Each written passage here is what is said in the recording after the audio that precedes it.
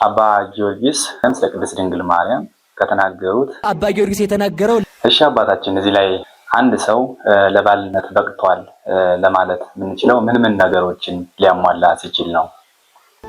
አንድ ሰው ለባልነት በቅቷል የሚባለው ዝቅ ማለት ወይም ባዶ ሆኖ መገኘት እንዴት ሊያዩት ይችላሉ?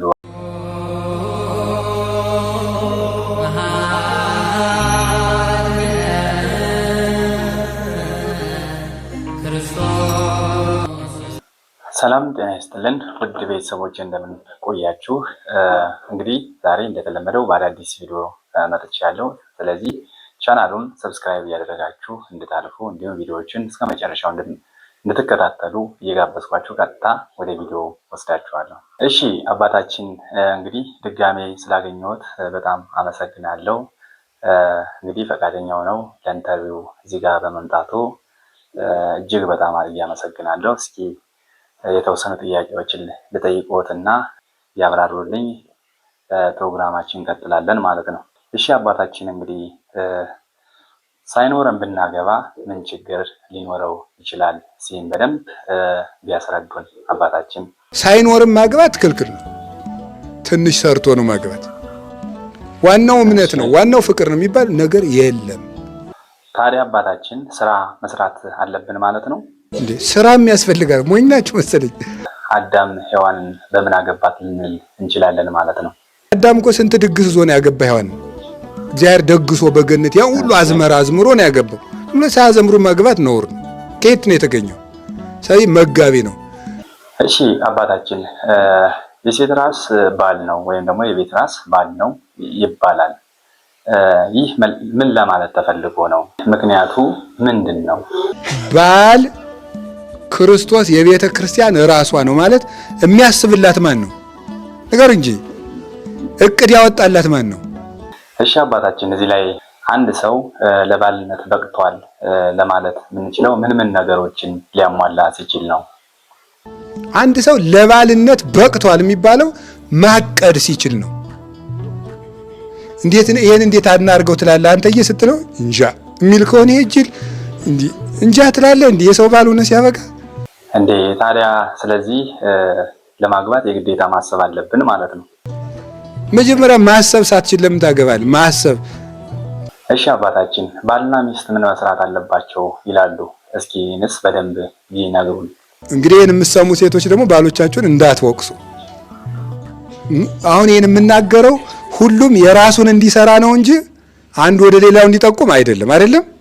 ሚስትም የራሷን ሚስት እንድትሆን ባልም የራሱን እንጂ ሲጀመር ሴቶች ምን እናድርግ ብላ ስታማክረው ምን ይሻላል ብለሽ ነው ሚል አትወድም። ሴት የተፈጠረች ይላሉ። ሴት የተፈጠረች ከምንድን ነው? ጎን ነው። ጎን ደግሞ ምንድን ነው? መጠጊያ ነው። ሴት የምትጠጋበትን ነው የምትፈልገው፣ እሱ የሚመራትን ነው የምትፈልገው። እንዲህ ነው እንደዚህ ነው ደግሞ ለነገ እንዲያቀጃለሁ ለከርሞ እንደዚህ ሲል ይሄ ነው ጀግናው ትላለች ማለት ነው። ስለዚህ ክርስቶስ ለቤተክርስቲያን እንዳቀደው ማለት ነው። ክርስቶስ ለቤተክርስቲያን ንድፍ አውጥቶላታል አይደለም እንዴ? አቅዶላታል። ትንቢተ ነቢያትን አቀደላት፣ ወንጌልን አቀደላት፣ የሊቃውንትን ትርጓሜ አቅዶ ስርዓት የሰራላት እሱ ነው። ዘይሁ መራ ለቤተክርስቲያን አይደለ? ዘተቀላላት ምዕራፈ ስብሐት ሃይማኖት የምስጋና ማረፊያ ላደረጋት ለቅድስት ቤተክርስቲያን ቅን መሪ የሚሰጣት እሱ ነው። ቤተክርስቲያንን ስርዓቷን ሰርቶ የሚያስተዳድራት እሱ ነው። ሀጋጊ ህግ የሰራላት እሱ ነው። የሚያስተዳድር ልበሰፊ የሆነ ነገና ዛሬን ትናንትና ዛሬን አገናኝቶ የሚያይ መሆን አለበት። እሺ አባ ባጭሩ ሊነግሩን የፈለጉት ነገር ወይም ሊያስተላልፉልን የፈለጉት መልእክት ምንድነው የኔታ? ስለዚህ ባጭሩ ግን ልነግራችሁ የፈለኩት ትዳር ትልቅ ነው። ማን ተገንቶበታል ነው? ክርስቶስና እመቤታችንና ቅዱሳን። ስለዚህ ባለ ትዳሮች ምን ማለት ክርስቶስን በቁርባን ተቀብለው እመቤታችንን አማላጅ አድርገው። እሺ አባታችን እንግዲህ ካህናት ያልባረኩት ጋብቻ ልንለው እንችላለን ወይ ነው ትልቁ ጥያቄ ማለት ነው። ካህናት የባረኩት ምን ይባላል ነው? ትክክለኛ ሰርግ ነው። ሐዋርያት ያልጠረጠሩበት ሰርግ አይደለም ማለት ካህናት ያልባረኩት ሰርግ አይደለም ማለት ቅዳሴ ተቀድሶ ያልተጋቡት ጋብቻ አይባልም። እሺ አባታችን ላልቆረቡት ምን መልእክት አለዎት? ለነሱም መልእክት ቢያስተላልፉልን። ያልቆረባችሁ ቁረቡ። እግዚአብሔር በዓለም ያሉ በትዳር ያሉ ወንድሞቻችን እህቶቻችንን ሁሉ ይባርክልን። እሺ አባታችን እንግዲህ ስለተገናኘን ደስ ብሎኛል። እንግዲህ ፈቃደኛ ሆነው ለኢንተርቪው እዚህ ጋር በመምጣቱ እጅግ በጣም አመሰግናለሁ። እስኪ የተወሰኑ ጥያቄዎችን ልጠይቅዎትና ዝቅ ማለት ወይም ባዶ ሆኖ መገኘት እንዴት ሊያዩት ይችላሉ አባታችን? ዝቅ ማለት ሁሌ ውርደት ይመስላችኋል? ባዶ ሆኖ መገኘት ሁሌ ማጣት ይመስላችኋል? ክርስቲያኖች በፍጹም አይደለም። እግዚአብሔር ዝቅ ሲያደርግ ለተለየ ነገር እያለማመደ ነው። እግዚአብሔር ዝቅ ሲያደርግ ከፍ ላለው ዓላማ ከእንዲሁ እያዘጋጀ ነው። ታዲያ ሙሴን ምን አደረገው እግዚአብሔር አባ? ሙሴን እግዚአብሔር እንዲህ ነው ያደረገው። ፈርዖን ቤት ይበላው የነበረው፣ ይጠጣው የነበረው፣ ይጫማው የነበረው፣ ይለብሰው የነበረው እኮ ብዙ ነገር ነበር። ሁሉን ነገር አስተወውና ባዶ አደረገው። ሙሴን ዝቅ አድርጎ በግ ጠባቂ አደረገው። ሌላም ጥያቄ አለ እና እግዚአብሔር ባዶ ሲያደርገን ምን ማድረግ አለብን? ጽናቱም ሁሉም ነገር ካጣን ምን ማድረግ አለብን ማለት ነው?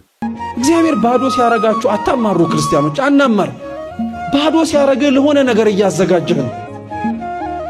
ለሆነ ትልቅ ዓላማ እያዘጋጀ ነው። ሙሴን ለምን በግ ጠባቂ ያደረገው እግዚአብሔር ምንድነው ምክንያቱ ይላሉ? ተመልከቱ። ሙሴን እኮ የበግ ጠባቂ አድርጎ ያስቀመጠው ለምን መሰላችሁ?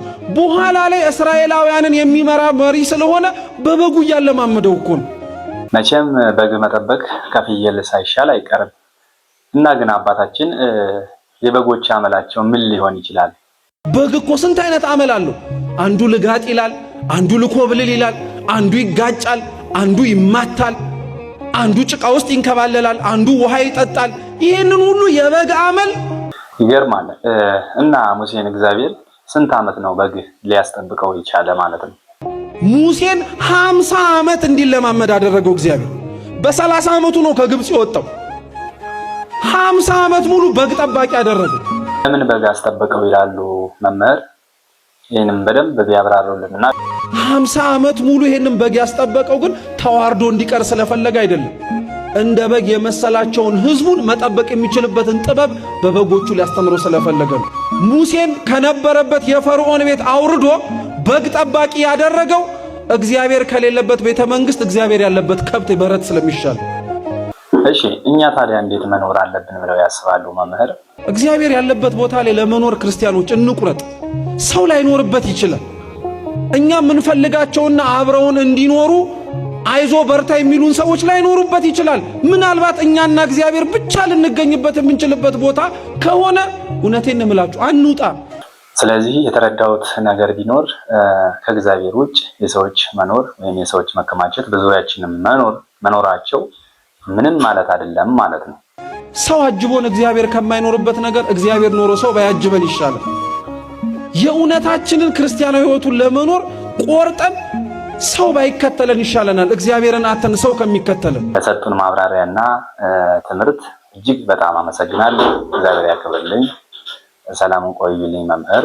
በሌላ ጊዜ ደግሞ በሌላ ኢንተርቪው እንገናኛለን። እግዚአብሔር ያክብርልኝ፣ ቃለ ሕይወትን ያሰማልኝ ያለው። እሺ አባ አመሰግናለሁ። እስኪ አንድ ጥያቄ አለ የሚጠይቁት። የድንግል ማርያም ፍቅር ያልገባው ምን ልንለው እንችላለን ማለት ነው? የድንግል ማርያም ፍቅር ያልገባው ሰው ወይ ጋኔን ነው መሆን ያለበት ወይ ደግሞ ጣዖት ነው መሆን ያለበት። እሺ ታዲያ የድንግል ማርያም ውበት ምን አድርጓልን እንችላለን? የድንግል ማርያም ውበት እንኳን ሰውን እግዚአብሔርን ስሟል። ፍቅረ መኑም ሰማይ አውረዶ አይደል እንዴ ያለ ሊቁ። እግዚአብሔርን ከሰማይ ያወረደው የማን ፍቅር ነው ልንል እንችላለን? እስኪ ይህንም በደንብ ቢያብራሩልና ቢነግሩን። እግዚአብሔርን ከሰማይ ያወረደው የማን ፍቅር ነው? ፍቅር ሳቦ ለወልድ ኃያል መንበሩ ዋብጾ እስከ ለሞት። ፍቅር ወልድን ከዙፋኑ አወረደው። እግዚአብሔር 5500 ዘመን ንጹህ ሰው አጣ። ሰው ባገኘ ጊዜ ተመልከቱ፣ ወሰምረ ማዕዛዚ አኪ ንጽህናሽን ቅድስናሽን ወደደ። እሺ ወዶስ ምን አደረገ ትለኝ እንደሆነ ፈነወ ሀቤኪ ወልዶ ዘያፈቅር ተቀዳሚ ተከታይ የሌለውን አንድ ልጁን ውረድ ተወለድ ተወልደ በተድላ መለኮት ይላል ቅዱስ ያሬድ። ለመለኮቱ የምትገባ እናት ሆና ቢያገኛት እግዚአብሔር አብ ልጁን እግዚአብሔር ወልድን ወደ ድንግል ማርያም ሰደደው። እግዚአብሔርን ወደ መሬት እንዲወርድ ያደረገው የድንግል ማርያም ፍቅር ነው። እስኪ አባ ጊዮርጊስ ስለ ቅድስት ድንግል ማርያም ከተናገሩት በደንብ ያስረዱልን ለመመኑ ወይም ደግሞ ለኛ ኦርቶዶክሳውያን ማለት ነው። አባ ጊዮርጊስ የተናገረው አንቺ የወርቅ መቅጃ ነሽ፣ ልጅሽ የሕይወት አዘቅት ነው።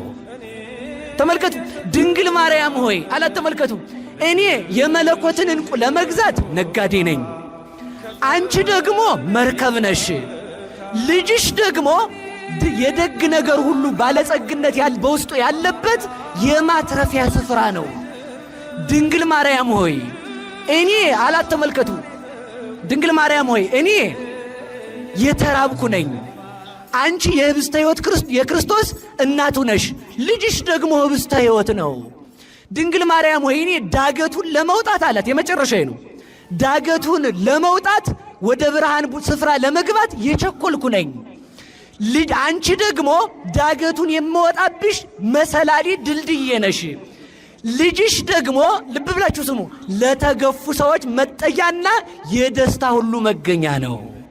ድንግል ማርያም እኔ በስምሽ እለምናለሁ፣ አንቺ ስለ እኔ ትለምኛለሽ፣ ልጅሽ ስለ እኔ ኃጢአቴን ያስተሰርይልኛል፣ የልቤንም መሻት ይሰጠኛል።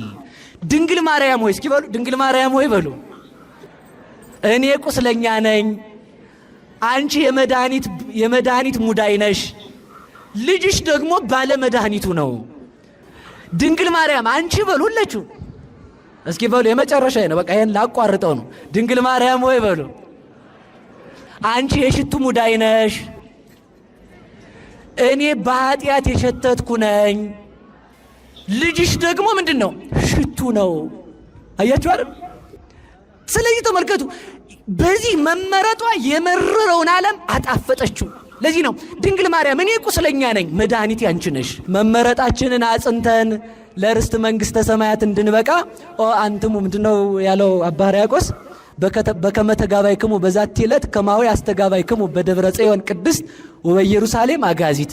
በዚህ ዕለት የተሰበሰባችሁ እናንተ ምእመናን በዚህ እንደተሰበሰባችሁ መመረጧን ባጸናች በድንግል ማርያም ሰብስቦ ለመንግሥተ ሰማያት ያብቃን። ስብሐት ለእግዚአብሔር። አመሰግናለሁ መምህር። እንግዲህ ለጥያቄ ምላሽ ስለሰጡኝ እርስዎንም እግዚአብሔር ያክብርልኝ ብያለሁ።